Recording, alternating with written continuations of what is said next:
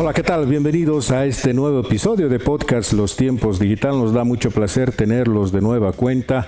Ya estamos en el episodio número 61. Sin duda alguna es un placer y una alegría tenerlos, pues semana a semana, todos los miércoles, siempre a través de las distintas plataformas. Estamos en Spotify, estamos en YouTube, pero también en la página web del periódico Los Tiempos, www.lostiempos.com.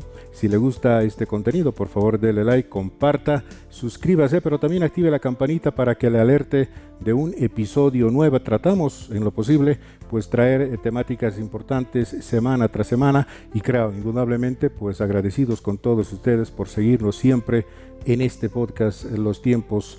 Para hoy tenemos un invitado muy especial. Vamos a hablar de periodismo, de comunicación social, pero también vamos a hablar de todos los ejes temáticos que están en torno a estos temas tan importantes, sobre todo en un contexto también internacional, siempre desde el punto de vista de los medios de comunicación. Estamos en presencia de la Magíster Grisel Bolívar Vallejo. Ella es directora de la carrera de Comunicación Social de la Universidad Católica Boliviana. A ver si en estos 40 minutitos nos aproximamos un poco a todo lo que está sucediendo en el mundo entero con respecto a la comunicación. Grisel, muchísimas gracias por aceptar esta invitación a Podcast Los Tiempos.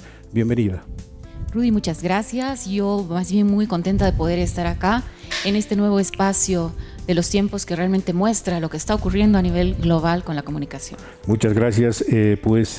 Si no nos equivocamos, este julio usted cumple ya un año como directora. ¿Cómo le ha ido? ¿Cómo está el trabajo? Así es. Bueno, evidentemente en julio cumple un año como directora, pero bueno, en realidad yo he estado siempre vinculada a la Universidad Católica en muchos aspectos. Soy parte del equipo de estudiantes fundadores de la carrera hace ya muchísimos años atrás, y también he sido docente por muchísimos años. Entonces, el tomar este nuevo rumbo no es algo tan ajeno, digamos, a mi desempeño profesional, y ha sido sin duda un reto interesante, ¿no? Un reto muy importante, más aún en un mundo tan cambiante, tan dinámico. Hemos pasado por procesos sociales realmente significativos a nivel de Bolivia, pero también hechos de impacto a nivel global, que han cambiado la dinámica y el escenario del mundo, más aún en el ámbito de la comunicación. Entonces, exactamente. Tenemos desafíos muchísimos por delante. Y indudablemente pues este tema de la comunicación, sobre todo como usted dice en este momento, ¿cómo nos situamos desde el punto de vista comunicacional, desde el punto de vista de poder comunicarnos, ya digamos desde esa situación tan básica de poder hablar así frente a frente en estos tiempos tan importantes en los que casi ya no se acostumbra mucho a eso? Bueno, obviamente desde luego que sí, pero pues lo virtual está un poco acaparando los espacios, ¿no? Sí, evidentemente la configuración del mundo de la comunicación ha cambiado pues radicalmente, ¿no es cierto? Y pese a que la comunicación es algo inherente al ser humano, somos seres sociales por naturaleza, ¿no? Esto lo aprendemos desde el momento de nacer, nos comunicamos de diferentes maneras. Pero evidentemente ya entrando al campo de la comunicación como tal, ha habido un sacudón tan tremendo en tan poco tiempo, que exige, demanda de los comunicadores, de las universidades, de los medios de comunicación, de las instituciones vinculadas a todo esto, a sacudirnos un poco y encontrar nuevas formas, nuevas estrategias para no perder lo que es la esencia de la comunicación.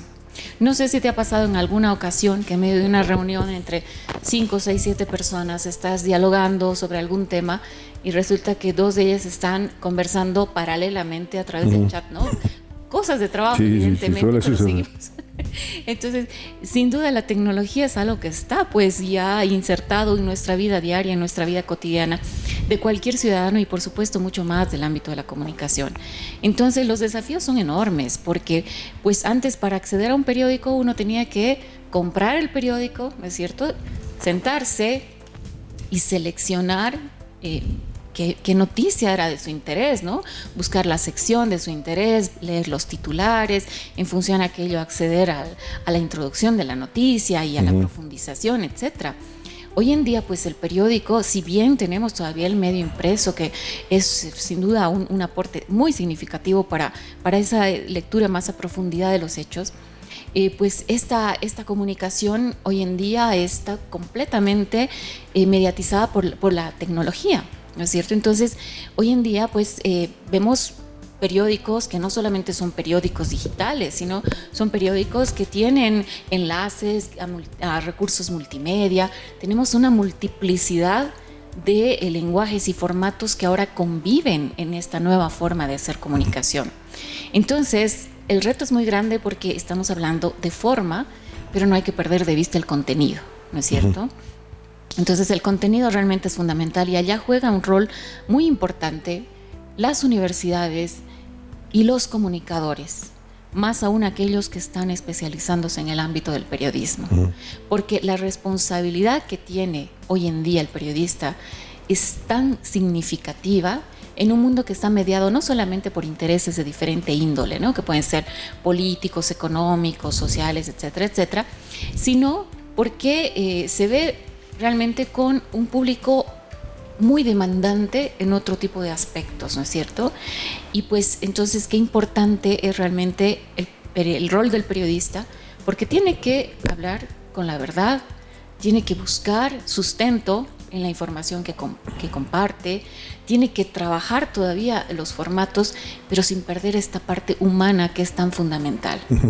Y por el otro lado, qué importante es tener públicos con criterio, ¿no es cierto? Y es allá donde la educación, no solamente la educación universitaria, sino la educación desde colegio, desde la familia, juega un rol fundamental, porque necesitamos públicos críticos que realmente sepan diferenciar lo que es la información, ¿no?, muy superflua, sin fuentes, poco confiable, de la información que verdaderamente puede aportar, ¿no? Ahora bien, en esta dualidad de mundo real, llamémoslo así, y esta otra virtual, ¿la humanidad está desaprendiendo a comunicarse o más bien está aprendiendo nuevas cosas? Porque hay una contraposición. Exacto. Mira, esto que tú comentas me lleva un poco a pensar a algunos temas que eran también parte del debate de la comunicación hace un par de décadas atrás, ¿no? Precisamente, por ejemplo, el informe McBride, ¿no? Exacto. Que fue clave en ese momento histórico, ¿no?, de la Guerra Fría, donde aparentemente había un discurso, ¿no?, de los medios de comunicación de los países económicamente estables, desarrollados, como se llamaban, ¿no?, entre comillas, de alguna manera imponían la agenda de comunicación a nivel global, ¿no? Y por otro lado surgía esta otra posición de los países latinoamericanos y los países no alineados de hablar de una comunicación propia, ¿no?, de no ser solamente receptores, sino también ser agentes de los procesos de comunicación, ¿no es cierto? Un poco después, o casi a partir también de ese contexto, surgía otra propuesta que era también causó un sacudón en el campo de la comunicación a nivel reflexivo, que fue la de Humberto Eco, ¿no?, que hablaba de apocalípticos e integrados. Entonces, ¿qué pasaba con los medios de comunicación? Los medios de comunicación estaban aportando de alguna manera al desarrollo de nuestros países, o más bien estaban alienando a las personas, ¿cierto? Entonces había toda una serie de reflexiones teóricas que nos ponían a pensar que los medios estaban condicionando a las personas, ¿no?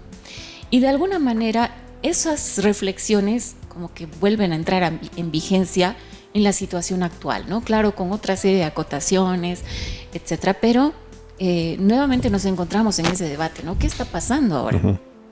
¿Dónde está la persona, el ser humano, frente a los medios actuales, a la tecnología actual? Ni qué decir con la incursión de la inteligencia artificial, ¿no?, que ese es un sacudón que hasta hoy nos sigue manteniendo en el debate, y esto ya llegó para cambiar absolutamente todo el terreno conocido, digamos, hasta ahora. Y pues veremos qué va a pasar, pues es un terreno sobre el cual tenemos que aprender a andar. Entonces, creo que es muy importante, para no perder de vista de lo que significa y representa la comunicación humana, es realmente trabajar mucho, sobre todo en el pensamiento crítico.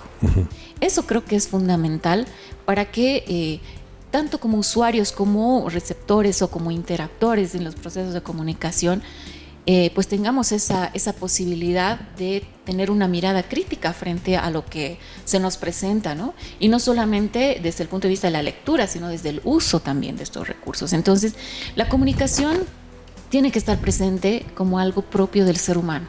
Pero tenemos que trabajar pensamiento crítico y esta sensibilidad de lo que es la humanidad y la responsabilidad del ser social, ¿no? Una vez más, cayendo en esta dualidad que menciona usted, por un lado, digamos, si bien en la década de los 60, 70, inclusive parte de los 80, formaban parte de esta teorización, si se quiere, a propósito de los medios de comunicación, la comunicación misma. Usted ha mencionado el informe McBride y otros, indudablemente, y entre esos, indudablemente, había otro también que se planteaba, ¿no?, desde el punto de vista de un nuevo orden informativo. ¿Acaso también porque en esa época había una erupción, digamos, del tema tecnológico y había que rectificar, si se quiere, este nuevo orden de información, y iba acompañado de otro que era el nuevo informe económico internacional? Dadas las circunstancias en las que nos encontramos en este momento, porque en este momento creo que los medios de comunicación están absorbiendo una crisis no solamente financiera, sino también de contenidos, ¿no?, y de rectificación de conceptos y de contenidos. ¿Estamos preparados para poder asumir un nuevo orden de información internacional? Es decir, una autocrítica desde los medios de comunicación y decir, caramba, creo que hemos errado en estas cosas y queremos rectificar a través de nuevas políticas informativas. A ver, el tema es muy complejo, ¿no? O sea, hemos pasado por situaciones sumamente duras. Sin ir lejos, en Bolivia la crisis del 19 ha marcado, bueno, ha puesto un sello, ¿no?, en el trabajo periodístico, en realidad, en todos los ámbitos. Posteriormente la pandemia ha cambiado el escenario y económicamente, sin duda, ha impactado también en los medios de comunicación y por lo tanto en quienes trabajan en los medios de comunicación y hacen periodismo. Por otro lado, hemos tenido luego esta incursión de la inteligencia artificial, como decíamos, ¿no? Entonces son tres hechos de impacto, ¿no?, tan impactantes, que han incidido de una manera fuerte en la forma de hacer comunicación y de hacer periodismo, que no nos queda otra más que mirarnos, ¿no? Mirarnos frente al espejo y decir, a ver, ¿cómo lo estoy haciendo? ¿Qué estoy haciendo? ¿Qué me toca hacer? Perdón que le corte, pero esa autocrítica se asume de verdad. Es decir, ¿cree usted que los medios de comunicación son, digamos, transparentes y honestos en ese sentido?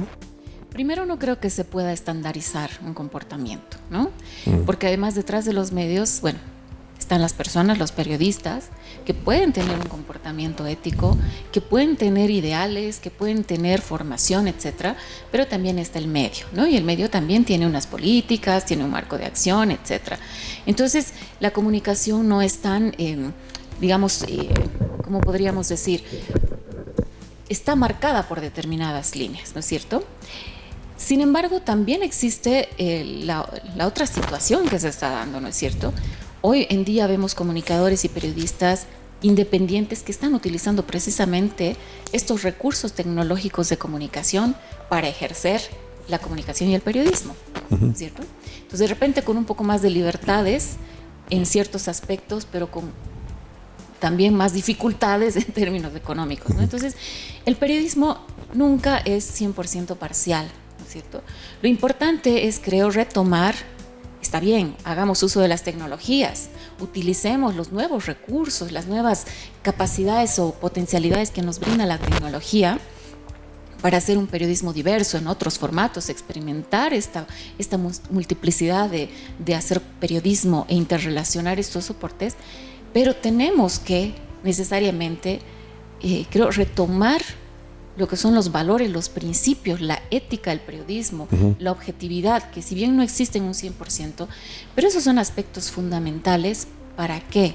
Para retomar la credibilidad del periodismo, que esa es su verdadera fortaleza. Mientras el periodismo no tenga credibilidad, el periodista, el medio y el ejercicio del periodismo como profesión no tenga credibilidad, no se valore con esa credibilidad, pues va a estar de capa caída, ¿no es cierto? Entonces, eso creo que es algo fundamental para fortalecer el ejercicio del periodismo y es un trabajo del día a día. ¿no es cierto? Porque el periodista se encuentra cada día con un hecho noticioso diferente. ¿Cómo lo encara? ¿Cómo informa? Claro. ¿Qué tipo de fuentes utiliza? ¿Qué tipo de fuentes obvia?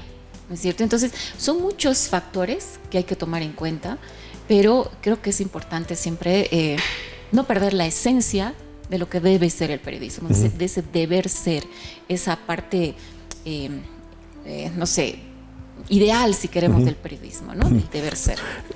Siempre he puesto de ejemplo la fórmula, digamos, de la década de los 70, 80, de teorías de la comunicación, etcétera, con ese gráfico tan conocido de emisor, mensaje, receptor, y parecía un poco lineal, ¿no? Es decir, a no ser que existiese un feedback, no sé si inmediato o posterior, etcétera. Sin embargo, ahora, no sé si le pasa a usted, da la impresión de que eso se ha roto por completo. Es decir, tanto el receptor como el emisor pueden ser viceversa, es decir, un emisor puede ser receptor o el receptor puede ser emisor, generador, digamos, entre comillas, de noticias o de hechos. ¿Acaso tal vez por ahí también un poco se ha dado una suerte de confusión? Es decir, ¿hasta qué punto se está informando o hasta qué punto se está haciendo ejercicio de la comunicación y de la información responsable, y dónde termina esa responsabilidad y dónde comienza la de otra persona que puede ser emisor o receptor, y de alguna manera también digamos amalgamarse todo eso y ocasionar una suerte de ruido, ¿no? Me gusta mucho la reflexión que acabas de hacer, porque evidentemente, claro, al inicio la teorización de la comunicación viene de la técnica, ¿no? De la máquina, del aparato que emite algo, transmite algo y recibe en algún otro lugar, ¿no? Esa era una visión muy, muy mecánica con la que empezó la teoría de la comunicación, evidentemente. Pero en el momento en que se empezó a llevar al plano humano, ya empiezan a aparecer otros actores o factores, digamos, en ese proceso, y se va complejizando, y poco a poco se empieza a identificar que evidentemente no se trata de una persona que recibe, no es aquella teoría del balde, ¿no? En la que uno recibía el conocimiento y bueno, pues perfecto, quedaba ahí en punto cero y tal cual se lo habían enseñado, lo repetía, ¿no? Por un lado, vino aquella reflexión sobre la capacidad pensante del receptor, ¿no es cierto? La capacidad del uso que hace el receptor con eso que ha recibido, con ese mensaje. Y ese fue, creo, un quiebre importante, ¿no? Porque ahí nos muestra otro tipo de visión del proceso. Entonces no se trata de un proceso lineal, sino de un proceso circular, donde el actor que recibe va a hacer algún tipo de uso sobre eso que ha recibido, y bueno, va a tener algún tipo de, no solamente un feedback, sino que va a interactuar de otra manera con la realidad. Hoy en día, pues esto se ha llevado a la quinta dimensión, ¿no? Porque por supuesto con el tema de la tecnología, y hemos hablado de, era comunicación punto uno, ¿no? Cuando se hablaba, por ejemplo, de llevar el contenido a la web, ¿no? Hoy estamos hablando de una comunicación en la que el ser humano, yo diría, ya no el receptor, la persona que recibe información de los medios, interactúa de una manera directa, forma parte de la generación de la noticia, reacciona, opina, complementa. Entonces sí hay una interacción mucho más clara, pero hay algo que tú has mencionado que es fundamental, y es la responsabilidad. ¿Qué pasa si un medio de comunicación pone sobre la agenda, digamos, un tema con fuentes, con responsabilidad, etcétera, etcétera, pero el que interactúa, que está del otro lado y que ahora tiene la capacidad de interactuar, de comunicar, de opinar, de complementar, etcétera? ¿Qué pasa si esta persona no lo hace con responsabilidad, sino con una intencionalidad política, social, económica, de cualquier naturaleza, ¿no? Y hasta con falta de criterio, de formación crítica. Entonces, ahí ese creo que es el principal problema que tenemos ahora con esto de la comunicación. No, ¿qué te digo? Podemos tergiversar la realidad, ¿no es cierto? Podemos transformar en algo que realmente no es productivo para la sociedad. Entonces, qué importante nuevamente volver a la educación. Y no solamente a la educación de quien está en los medios, sino en la educación de la ciudadanía, porque ahora es el ciudadano el que de alguna manera también se constituye en un comunicador, en un periodista, en Correcto. otras palabras, ¿no? Pero qué importante es que esté formado, que tenga un criterio, que aquello que argumente tenga un sustento, ¿no es cierto? Entonces, y esto que vemos hoy en día, por ejemplo, en las redes sociales, es un caos total. Exacto. ¿No? Y lo hemos vivido sobre todo el 2019, ¿no es cierto? Donde había confrontación, había información de uno y de otro lado, y cuánta información falsa se difunde en estos medios, en estas redes, ¿no es cierto? Porque ahora cualquiera tiene acceso a un recurso tecnológico que le permite emitir su voz, lo cual está muy bien, porque eso forma parte de la democracia, ¿no es cierto? La democratización de la información y del uso también de la palabra, pero qué importante es hacerlo a conciencia y con responsabilidad. Entonces, hoy en día, uno de los aspectos que también se tiene que trabajar desde el periodismo es la verificación de la información, ¿no es cierto? Porque hay información que circula, demasiada información y mucha información que no es cierta, ¿no? Entonces, que intencionalmente ha sido alterada. Entonces, es un camino realmente largo. Yo admiro muchísimo a la gente que está trabajando en el ejercicio del periodismo, porque tiene muchísimos retos. Sí, seguro, y además seguro. Una responsabilidad muy importante en la sociedad.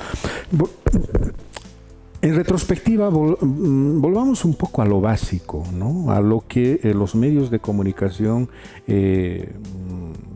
hacían en la década de los 60, 70, 80, digamos unos modelos bastante básicos de comunicación.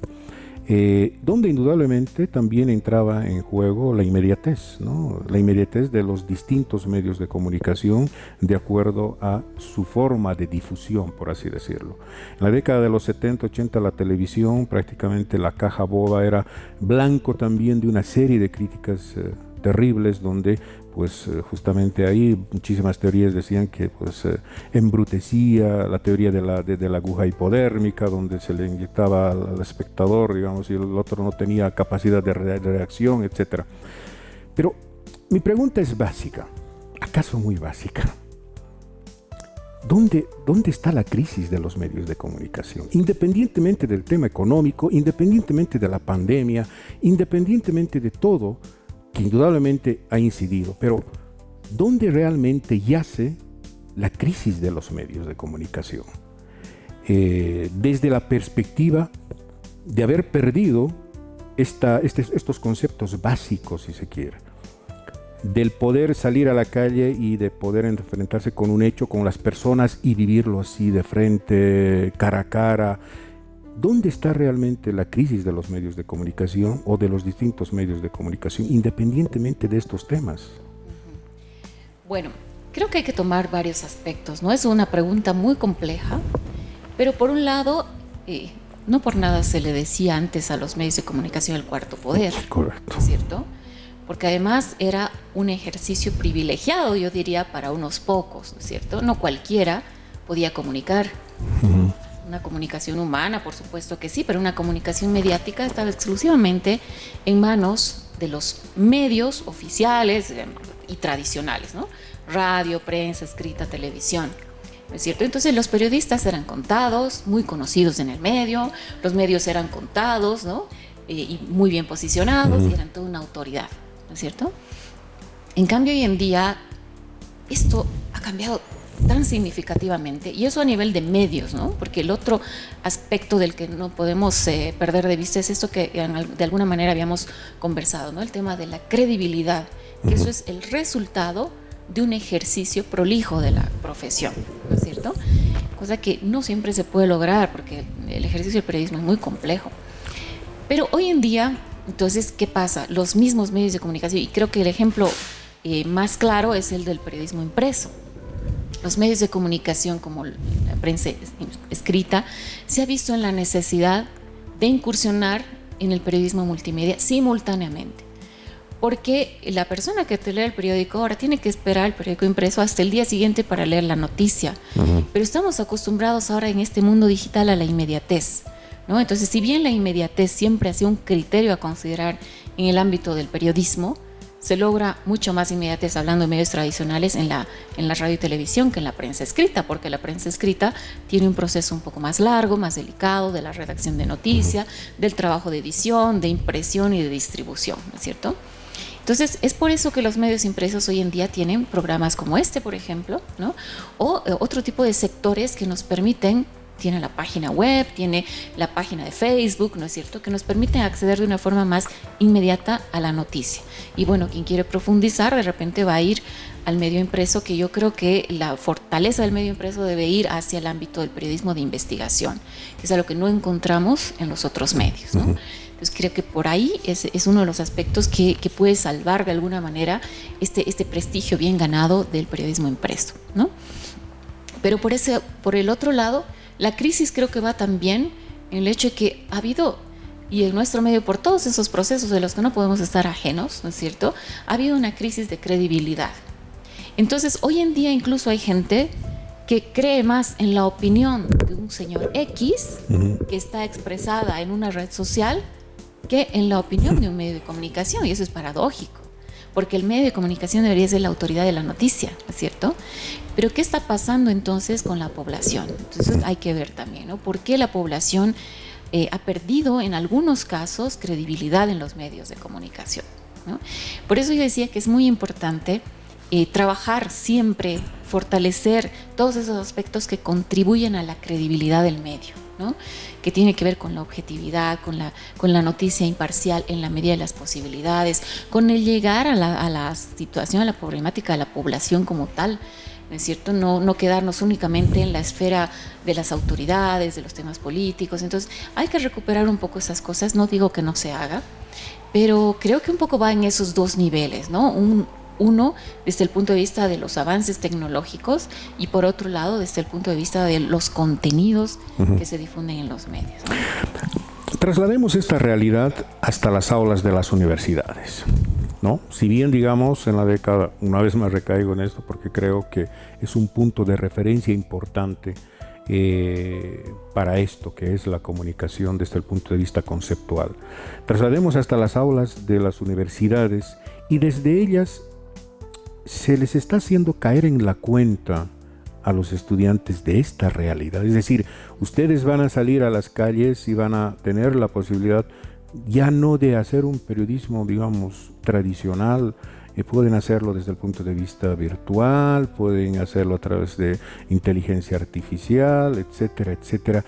Se les está hablando de este tipo de cosas, es decir, de forma de que el comunicador que egrese de la universidad pues tenga ya un background importante con respecto a lo que va a suceder y lo que podría suceder posteriormente.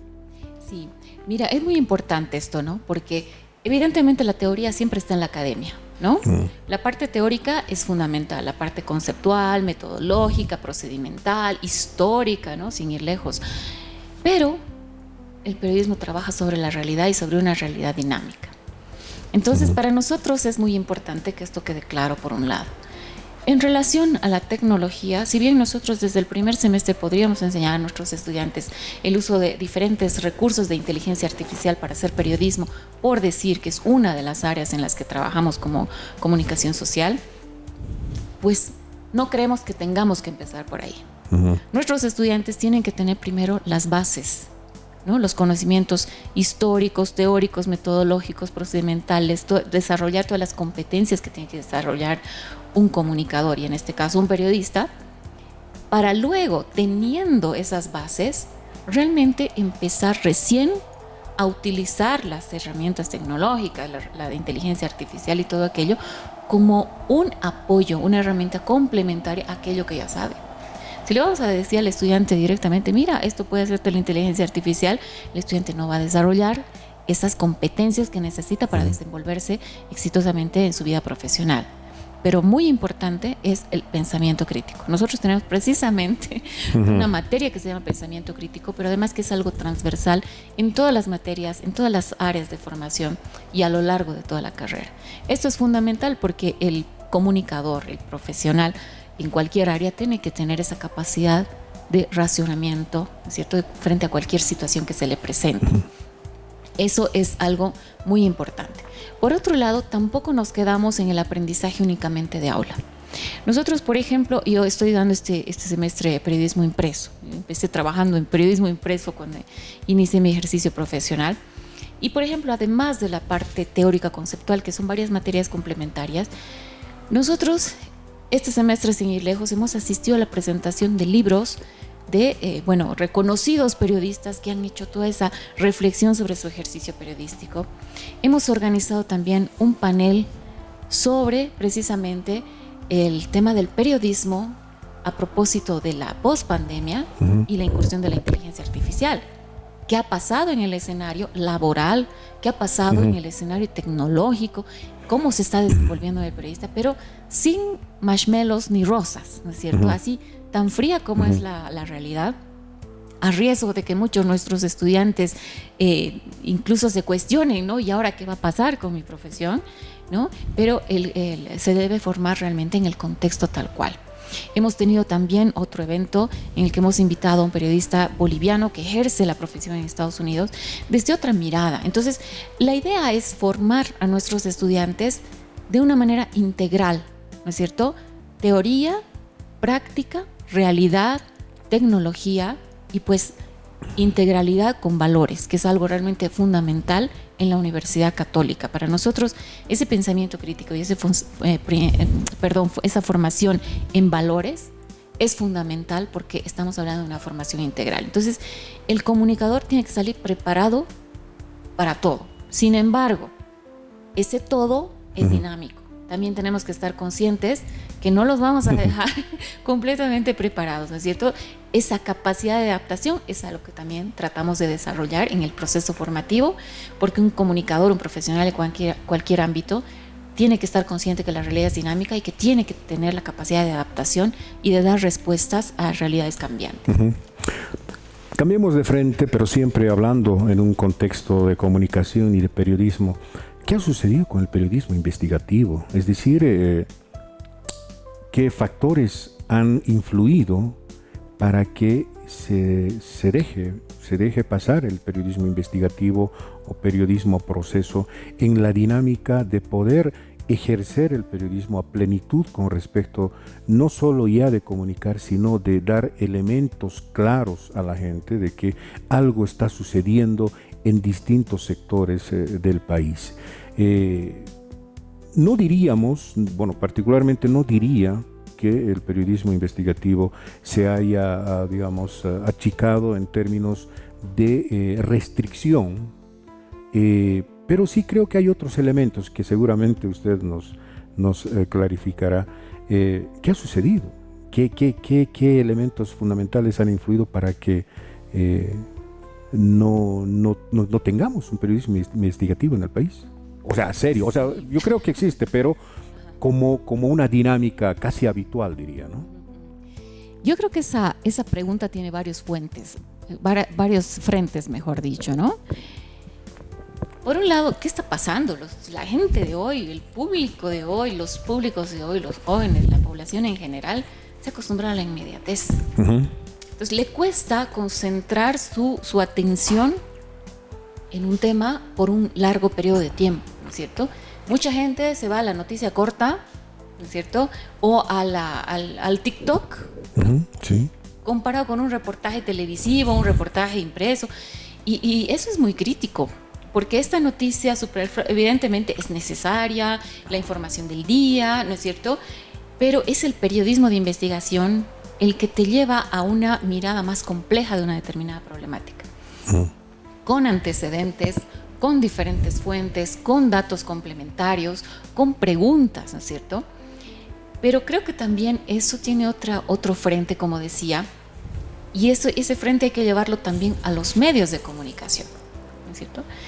Porque son los medios de comunicación los que tienen que generar condiciones para que, al menos de forma rotativa, no lo sé, parte de su personal, se dedique a hacer periodismo de investigación. Ahí tiene que ver políticas institucionales, ¿no es cierto? Porque el periodismo de investigación significa tiempo y a veces hasta significa riesgos, ¿no es cierto? Pero el periodista tiene que tener tiempo y recursos. Exacto. Exactamente, para hacer la investigación. A veces tiene que viajar el periodista a otro municipio, a otra ciudad, tiene que buscar información en uno u otro lugar con diferentes fuentes, y eso no es un trabajo de un día.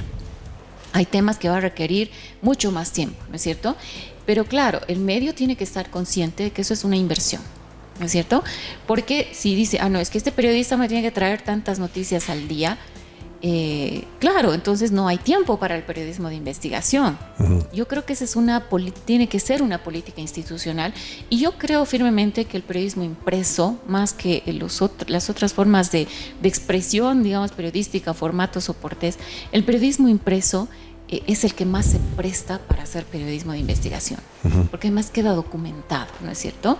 Y es para quien realmente está dispuesto a sentarse y a conocer todo un proceso, ¿no? Pero mucho tiene que ver con estos hábitos que se están viviendo hoy en día.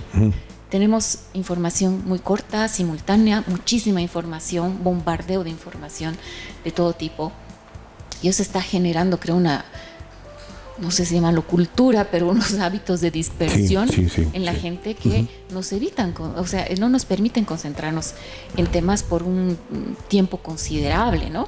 Y entonces creo que va de ambos lados, ¿no? Es tanto desde los medios, desde los comunicadores, los periodistas, la institución que comunica, pero también desde la gente que accede a esta información, ¿no? O sea, necesitamos, por eso decía, gente crítica, dispuesta a conocer, a investigar, a leer, ¿no? A conocer la realidad de una manera más profunda y crítica. Finalmente, una pregunta, ya sé que no tiene una bola de cristal para visibilizar, un poco proyectar de lo que podría suceder más adelante con este boom de las plataformas, con sus claroscuros indudablemente, sin satanizarlas, pero tampoco pues sin aceptarlas tal como son. Obviamente hay una dualidad bastante compleja ahí. ¿Cuál podría ser, digamos, el futuro de estas plataformas en el transcurso del tiempo? La gente la humanidad está todavía con estas cosas, paulatinamente se irá acomodando, o paulatinamente surgirán otras opciones de comunicación. ¿Cómo es la expectativa desde su punto de vista académico con respecto a esto que en este momento pues es un embrollo total y nadie sabe dónde apuntar? Sobre todo los medios de comunicación a nivel mundial pues están experimentando un reacomodo, por así decirlo, con respecto a conceptos y de prácticas también. Así es. Evidentemente es un campo un poco difuso todavía, y los cambios son tan dinámicos que lo que podemos ver hoy, de repente de aquí a un año o tal vez menos, pues la realidad puede ser muy distinta, ¿no? Porque los avances tecnológicos son exponenciales. La verdad es que esto, cuando yo estudiaba y no había correo electrónico y celulares, me miran como si fuera de otro planeta, ¿no es cierto? Pero eso, según yo, no ha sido hace mucho tiempo, pero aparentemente sí. Entonces los cambios se producen así en tiempos muy cortos, ¿no? No sé exactamente lo que vaya a pasar, pero de hecho vamos a tener esa creciente multiplicidad de formas de comunicar, de expresar. Los recursos tecnológicos están aquí y la diversidad de oferta que va a haber va a ser sumamente amplia. Yo creo que uno de los aspectos que me parece que puede ocurrir es que, bueno, si bien va a haber una gran oferta de información a través de diferentes medios, soportes, con el uso de diferentes recursos, etcétera, lo que va a ir ocurriendo, pienso yo, es que finalmente antes llegábamos a los públicos en general, ¿no es cierto? Ahora los públicos creo que se van a empezar a segmentar de alguna manera. A mí me gusta determinado ámbito de información, me gusta informarme de determinada manera a través de determinados recursos. Entonces va por ahí, me parece que va por ahí, ¿no es cierto? Entonces los segmentos de o de acuerdo a la credibilidad van a ser también, diferentes, seguramente, ¿no? ¿no es cierto? Claro. Por ejemplo, yo puedo pensar en que yo voy a buscar medios creíbles, ¿no es cierto? Entonces voy a dejar de consultar estos otros y me voy por estos, ¿no? Pero también lo que sí es inevitable es que cada vez más va a haber una participación ciudadana en la construcción de la información, ¿no? Entonces es por eso, vuelvo a decir y a recalcar la importancia de los procesos educativos, de formación de pensamiento crítico, de formación de personas íntegras, ¿no? Lo cual es muy complejo en un país en crisis, donde sabemos que la educación también está muy de capa caída y donde tenemos una educación con muchas deficiencias, ¿no? Entonces es un verdadero reto, es un gran reto, y ojalá que las instituciones periodísticas de nuestro país más bien cada vez sean más sólidas, ¿no es cierto? Y tengan esa capacidad de marcar el norte en muchos aspectos, ¿no? Grisel Bolívar Vallejo, pues muchísimas gracias, ha sido un grato placer dialogar, aunque no hemos resuelto definitivamente el tema. Sin embargo, creo que nos aproximamos un poco a poder acostumbrarnos a hablar de estos temas, a debatirlos, porque sin duda alguna comunicación no solamente es a través de los medios, sino la comunicación diaria, que entre otras cosas espero que la gente pues no pierda eso, ¿no? El hecho de poder comunicarse con su familia, con su entorno, con su clan, y estos aparatitos no sean, digamos, unos mediadores irreversibles de esa comunicación directa que, bueno, prácticamente siempre la hemos ejercido como humanidad. Muchísimas gracias por estar en Podcast Los Tiempos. Seguramente, pues si es que así lo amerita, estaremos hablando también en una próxima oportunidad. Muchísimas gracias.